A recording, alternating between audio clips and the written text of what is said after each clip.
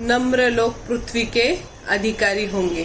म्हणजे जे नम्र सौम्य आहेत त्यांना ते अधिकारी होणार पृथ्वीचे, म्हणजे राज्य करणार इथं, म्हणजे पृथ्वी त्यांच्या हाताखाली देव देणारे नम्र लोकांच्या, असं त्या वचनाचा अर्थ आहे. तर आता बऱ्याचशा गोष्टी आपण बघितल्यात की आता आपण जगात बघतो, जर आपल्याला पृथ्वीवर अधिकारी व्हायचं असेल, कुणाला साहेब व्हायचं असेल, तर काय करावं लागतं की सगळं पैसा मिळवावा लागतो, सत्ता मिळवावी लागती, मग आपलं सगळीकडं गाजवावं लागतं हक्क, आणि मग तो स्वाभिमानी व्हा आणि आपलं दणकट व्हा, आणि मग तुम्हाला पृथ्वीचं वतन मिळेल किंवा पृथ्वीवर तुम्ही अधिकारी होताल, असं तिथं सांगितलंय. पण इथं देवाचं राज्यात एकदम सगळं उलटच सांगितलंय. देवाचं वचन काय सांगतं की नम्र व्हा तर तुम्ही अधिकारी बनताल. म्हणजे आपल्या जीवनात आपण जर नम्र असलो तर पृथ्वीचे अधिकारी आपण बनणार, असं देवाचं वचन सांगतं. आता मग आता हे अनेक लोकांना ही ख्रिस्ताची शिकवण समजत नाही. सगळ्यात पहिलं आपण बघितलं जे आत्म्याने दीन ते धन्य, आत्म्याने गरीब. दुसरं बघितलं आपण की जे शोक करतात सगळ्यात पहिलं आत्म्याने दीन ते धन्य. या पहिल्या धन्यवादाचा अर्थ आहे की देवासमोर नम्र व्हायचं. दीन म्हणजे काय? नम्र, गरीब. मग दुसरं होतं की जे शोक करतात ते धन्य, आणि मग तिसरं होतं, आता तिसरं हे जे आहे सौम्य ते धन्य, म्हणजे जे नम्र ते लोक धन्य. मग इथं तिसऱ्या ह्याचा अर्थ आहे की जे मनुष्य, पहिला धन्यवाद आहे तो देवासमोर नम्र व्हायचं दीन, आणि तिसरा धन्यवाद आहे ते मनुष्यासमोर नम्र व्हायचं, असं सांगितलंय. मग आता आपल्याला तर ही गोष्ट एकदम कठीण वाटती. जर एखादा माणूस आपल्याला म्हटला, देव आपल्याला म्हटला की तू पापी आहेस, तर आपल्याला काय वाटतं? आपल्याच बरोबरीचे लोक, आपल्या जवळचे लोक आपल्याला पापी म्हटले, कुठलाही माणूस आपल्याला पापी म्हटला, तर आपण काय करतो? ते मान्य करत नाही. आपल्याला काय होतो? राग येतो. मग तिथं सांगितलं की ही जी नम्रता आहे ती फक्त नम्रता, सौम्यता, ती फक्त हे नुसते असे गुण नसून उपजत, म्हणजे जन्मापासून मिळालेले गुण नाही येते, हे आपल्याला आध्यात्मिक गुण आहे, ते मिळवावे लागतात. म्हणजे आता जन्मापासून माणूस बघा, आता प्रत्येकाला काय असतं बघा, लहान मुलं आपण बघितलं तर लहान मुलांमध्ये एक स्वार्थी वृत्ती असती, हे माझं आहे, हे मी माझं देणार नाही, असं बोलतात बघा. आपोआप ती एक उपजत गुण असतो. पण हा जो नम्रता आहे तो हा उपजत गुण नाहीये, तर तो आध्यात्मिक गुण आहे, आणि तो आध्यात्मिक गुण आपल्याला पवित्र आत्म्याकडून मिळतो. का पवित्र आत्म्याची फळे गलती 5:22-23 मध्ये लिहिले, आत्म्याच्या द्वारे मिळणारी फळे प्रीती, आनंद, शांती, 9 फळे आहेत आत्म्याची. आणि हे जे जेव्हा पवित्र आत्मा आपल्याला येतो, म्हणजे जेव्हा आपण दीन होतो, पश्चाताप करतो, आपल्या पापांबद्दल शोक करतो, पाप सोडतो, मग पवित्र आत्मा आपल्याकडे येतो, आणि मग ते पवित्र आत्म्याचं फळ नम्रता, सौम्यता हे आपल्याला मिळतं. आणि अशा प्रकारे सगळ्यात पहिलं जर नम्र व्यक्तीचं जर विचार केला आपण, तर हे जे आध्यात्मिक गुण आहे स्वर्गात जाण्यासाठी, तो नम्र माणूस दीन आणि गरीब, पापाबद्दल शोक करणारा, आणि तोच स्वर्गात जाऊ शकेल असं इथं येशूला वाटतं. बाळकासारखं झाल्याशिवाय माझ्या राज्यात प्रवेश नाही. नंतर आता आपण एक उदाहरण बघू. समजा कडक जमीन असेल मातीची, जसं पटांगण आहे, आणि तिथं जर आपल्याला बी पेरायची असेल, तर मग काय होईल? बी पेरली जाईल का? झाड येईल का? नाही. ती कडक जमीन आपल्याला जर शेती करायची असेल, पीक लावायचं असेल, तर ती पहिली खोदावी लागती, ती जमीन भुसभुशीत करावी लागती, ढेकळं फोडावी लागतात, आणि मग त्याच्यात बी पेरावी लागती, मग तिथं झाड येतं, आणि मग त्याला फळ येतं.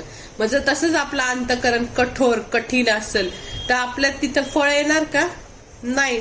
तर आपल्याला जर असं वाटतं की आपल्या जीवनात फळं यावी, आपल्या जीवनात सगळ्या चांगल्या गोष्टी यावे, तर आपण आपलं अंतःकरण नम्र, सौम्य करायला पाहिजे. मग आता आपल्याला प्रत्येकाला वाटतं की आपल्या जीवनात सगळी चांगली फळं यावी, आपलं चांगलं नाव व्हावं, 4 लोकांनी आपल्याला इज्जत द्यावी, नंतर आपल्याला चांगला जॉब मिळावा, चांगलं घर मिळावं, सगळ्या चांगली बायको मिळावी, मुलींना वाटतं चांगला नवरा मिळावा, सगळ्या सुखसोयी मिळाव्या, सगळं चांगलं हवं असतं.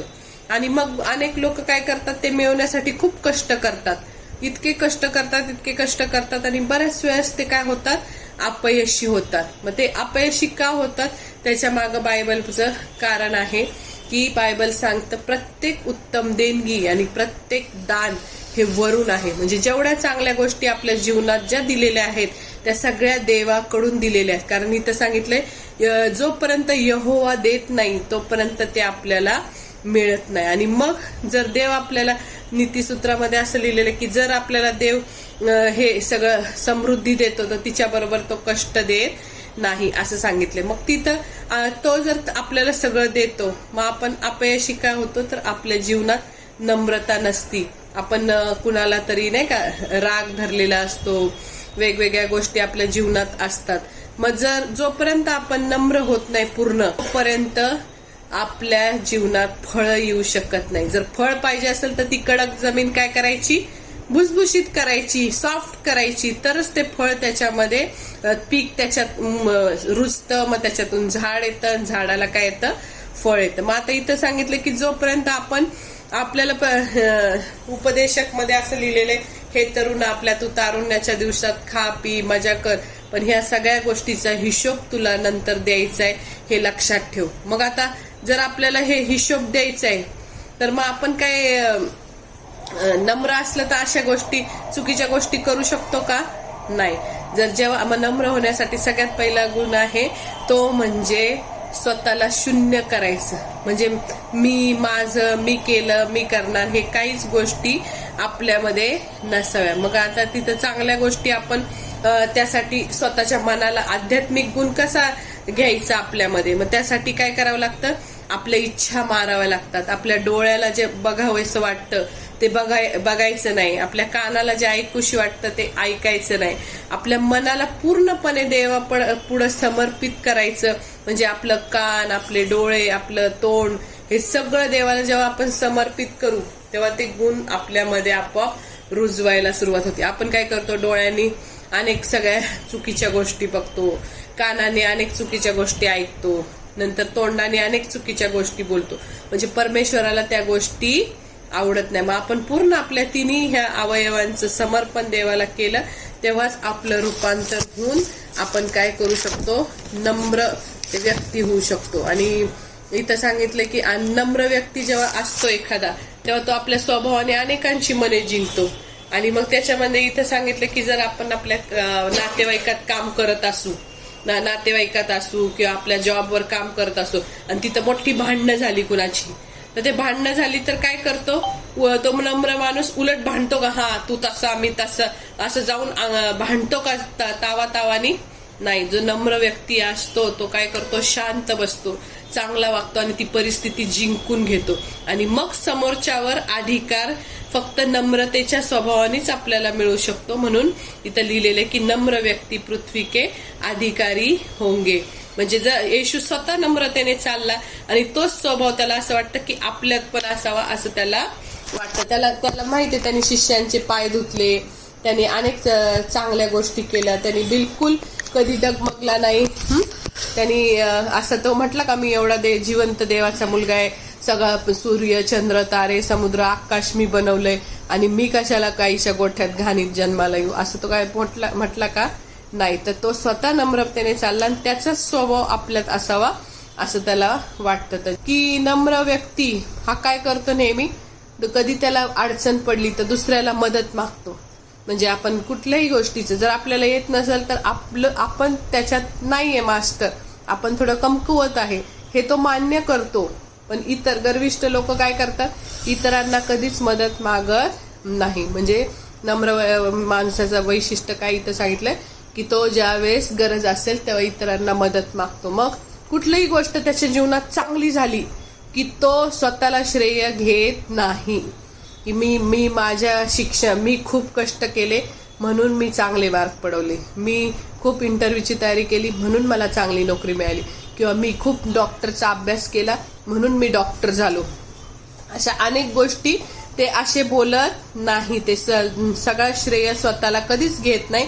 ते नेहमी काय करतात, देवाचे आभार मानतात आणि ज्या लोकांनी त्यांना मदत केली त्यांचे आभार मानायला ते कधीच विसरत नाही. त्यांना श्रेय देतात की ह्यांच्यामुळे आज मी इथं आहे, ह्या पोस्टला मी आहे.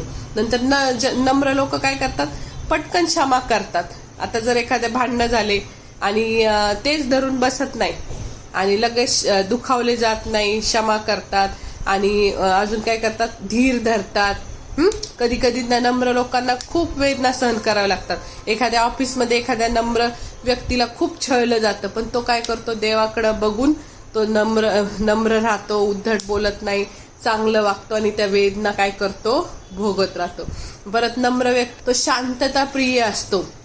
म्हणजे ते नम्र व्यक्ती काय करतात, कधीही उगाच रागाने भांडणं करत बसत नाही, गोंधळ घालत नाही, शांतता स्थापणारे असतात. कुणी त्यांना बोललं तरी ते गप्प बसतात आणि ते गर्विष्ठ विधानं करत नाही. मी हे करीन, मी असं करीन, मी तसं करीन, मी असंच करल, मी असं करल, तसं करल, असं ते बोलत नाही. आणि सगळ्यात महत्वाचा गुण नम्र व्यक्तीत हा असतो की ते हे करतात, इतरांची सेवा करतात, इतरांसाठी माझ्याकडून काय होईल हे बघतात, इतरांसाठी मी कसा आशीर्वादित होईल, म्हणजे इतरांना देण्यासाठी ते उत्सुक असतात.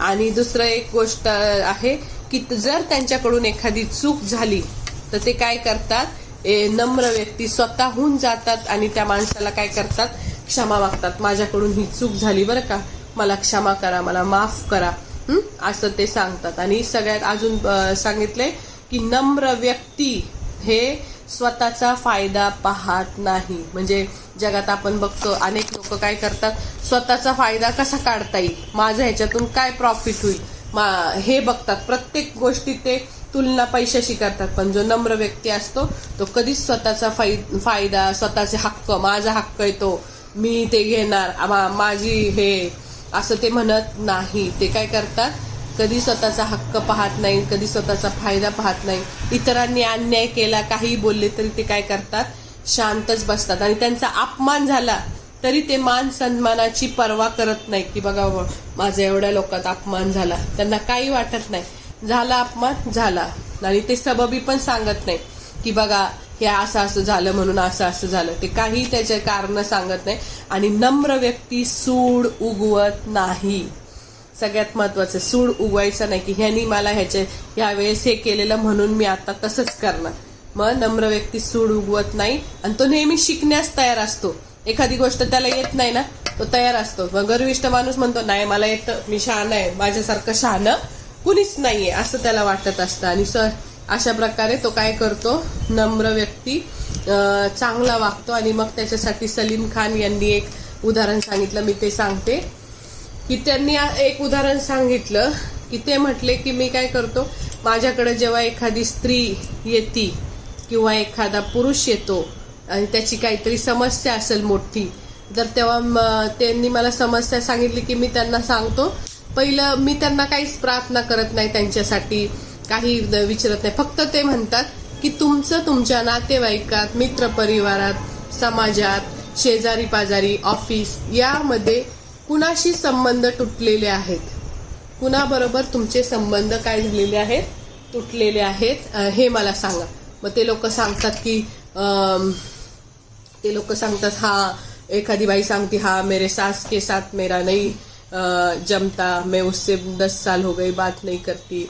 दुसरा एखादा माणूस सांगतो माझं भावाबरोबर पटत नाही.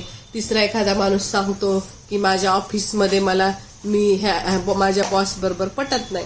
अशा प्रकारे ज्या वेळेस असं ते म्हणतात, मला जर एखादा व्यक्ती त्यांचा प्रॉब्लेम सांगते, एखादी स्त्री सांगती मला बाळ होत नाही 10 वर्ष झाले, तर मी तिच्यासाठी प्रार्थना करायला लगेच सुरुवात करत नाही. मी तिला पहिलं म्हणतो जा आणि तुझ्या सासू बरोबर समेट कर, तुझ्या सासूला माफ कर, तिला जाऊन माफी माग आणि मग तुझ्या प्रार्थनेची उत्तरं ऐकली जातील, असं ते तिला सांगतात. मग याच्यावरून त्यांनी सांगितलं की काही आशीर्वाद आपल्याला देवाकडून असतात आणि काही आशीर्वाद आपल्या नातेवाईकांकडेच ते ठेवलेले असतात.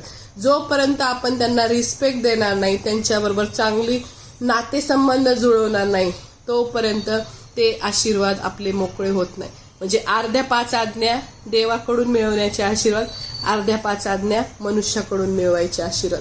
मग जाऊन ज्यावेळेस त्या बायकांनी त्यांनी उदाहरण सांगितलं, त्यांच्या सासू बरोबर, त्यांच्या लोकांबरोबर अशा समेट केला, त्यावेळेस त्यांना बाळ झाले. म्हणजे ह्या आशीर्वादित व्हायची सगळ्यात मोठी गोष्ट आहे नम्र असणं, माफ करणं, क्षमा करणं.